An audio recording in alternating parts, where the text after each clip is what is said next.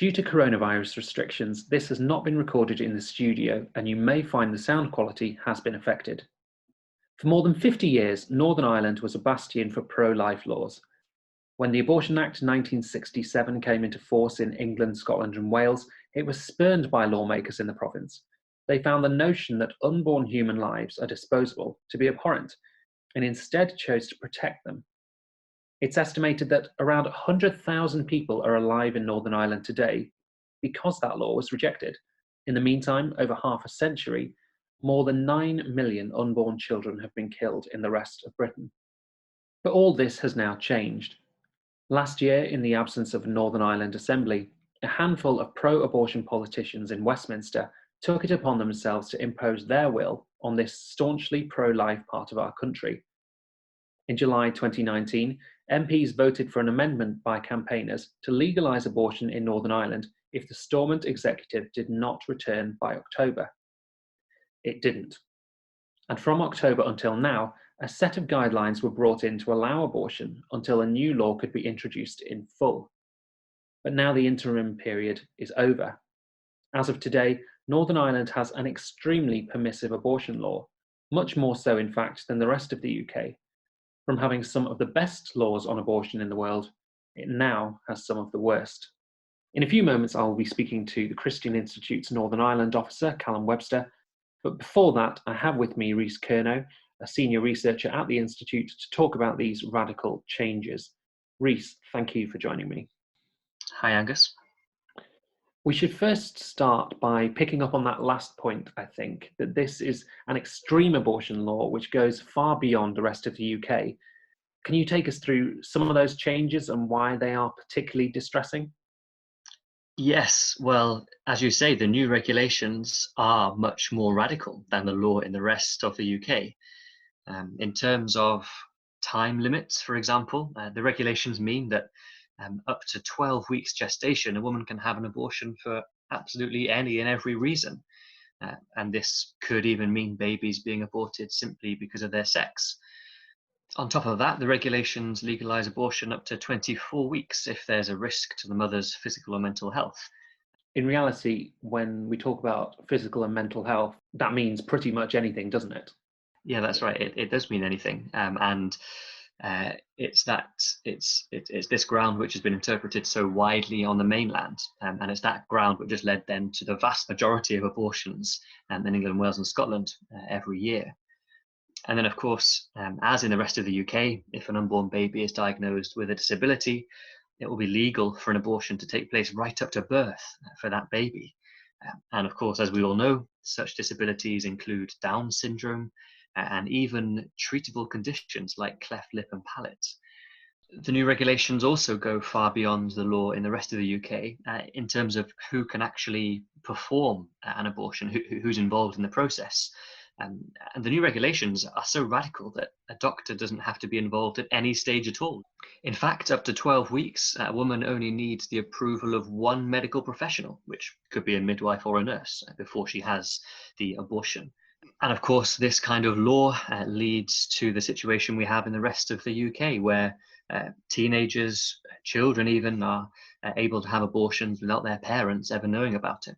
Do you think, Rhys, that one of the problems will be that in the UK, the law has been interpreted in a very liberal way for decades now, and that's actually contributed to this new law in Northern Ireland being even worse than that?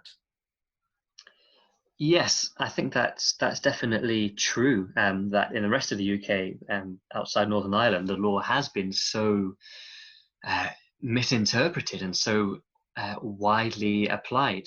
I mean, I don't believe that the original lawmakers back in the 60s, when they passed the Abortion Act in Great Britain back in 1967, they didn't intend that we should have 200,000 abortions every year in England and Wales and Scotland.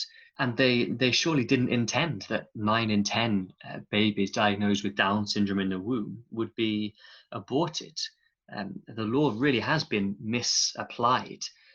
And the physical and mental health grounds have been so widely used that they now count for 98% of all abortions in Great Britain. So yes, I think you're certainly right that the law has been misapplied and misinterpreted on the mainland, and that may well have contributed to these new regulations, these new extreme regulations that we're now seeing being imposed on Northern Ireland. But what about pro-life medics? During this time of national crisis because of COVID-19, everybody is naturally praising NHS workers for the excellent job that they do. But could this new law infringe on the rights of medics to say no? Well, good question. And thankfully, there is some provision in the regulations for those who object to abortion. And on the face of it, this looks to be very similar to the rules in the rest of the UK. So simply, there is the ability for those who object to participating in abortions to actually opt out of doing so. Even as we record this, there are reports that the government has gone back on its statement last week that it would not bring in DIY abortions or home abortions. But a Department of Health spokesperson said over the weekend, we are updating our guidance so women who need an abortion up to 10 weeks and can't access a clinic can use abortion pills at home. This will be on a temporary basis, must follow a telephone or e-consultation with a doctor. Reese, what do we make of that? Well, I think the important thing to realise here is that medical abortion, so that's where women take a combination of two pills, they're not safe procedures, certainly not as safe as abortion campaigners make them out to be. And in fact, by liberalising the law in this area, the government is putting more women at risk. And we know from studies over the last few years that, in fact, there's a much higher risk to women's health and a much higher risk of complications with medical abortions compared to surgical abortions, for example. Now, Reese, we've also seen pushes for councils to introduce called buffer zones around abortion clinics to stop people from offering counselling or leaflets to women seeking an abortion to let them know that they have other options. Will we be seeing these buffer zones in Northern Ireland? Well, the regulations themselves do not contain any powers to introduce buffer zones. So that is definitely good news.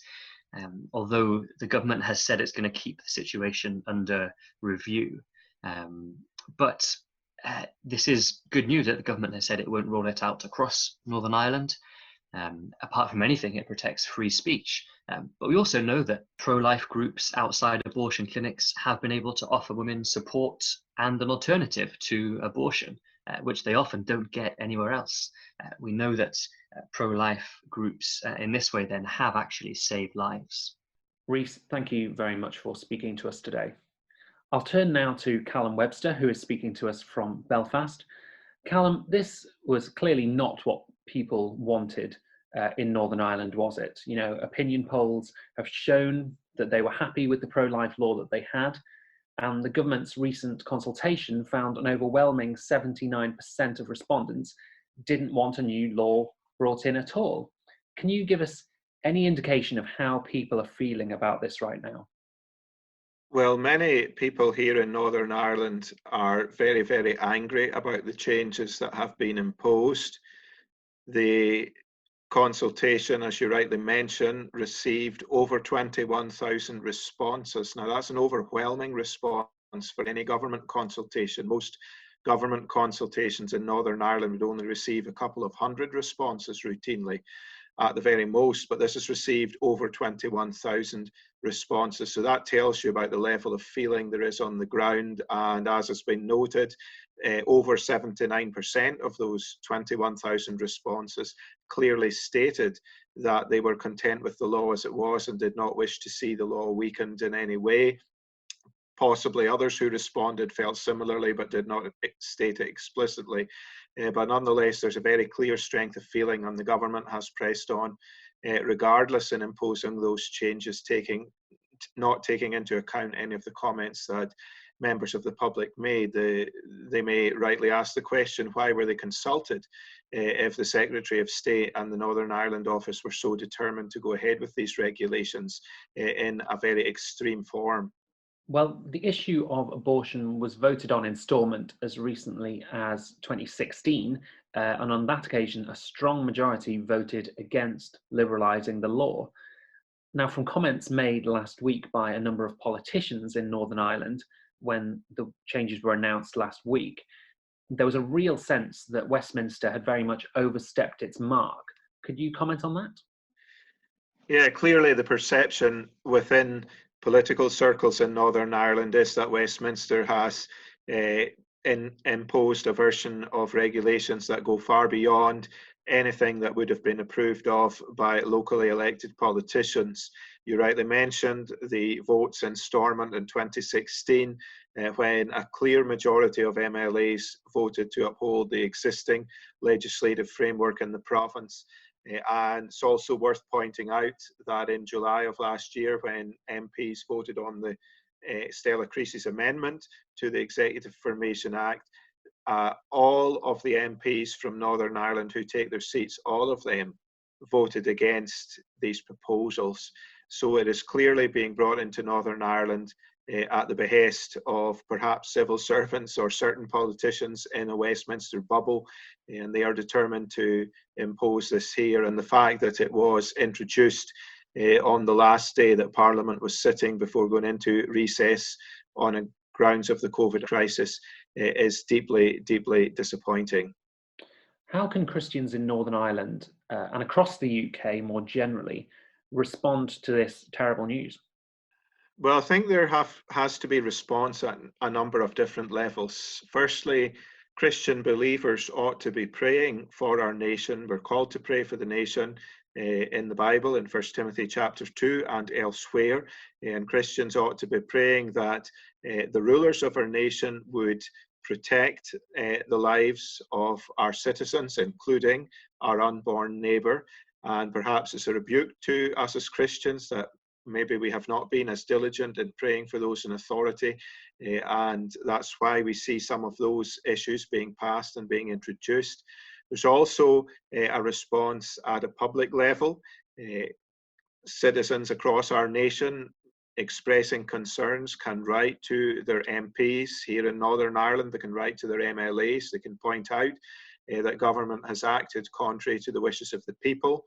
There is also opportunity for people to raise their views with their own MP directly, so they can take a look at the Christian Institute website and see how their MP voted on the issue in July past, whether that's within Northern Ireland or outside of it, and they can speak to their MP about that, particularly if their MP voted against the wishes of the Northern Ireland public and against the democratically elected politicians from this province. So there's opportunity at different levels to challenge it. There's also opportunity to raise the importance of defending our unborn neighbour in our churches. People can make other members of their congregation aware of what is happening and can highlight the issue. They can become involved in pro-life work and in seeking to provide pregnancy crisis counselling and support for women who are in situations of unplanned pregnancies. Callum, thank you again for your time. That was very helpful. And thank you again to everyone who has taken the time to listen to us today. Please do join with us at the Institute in praying that our nation would once more value the lives of the unborn. Goodbye.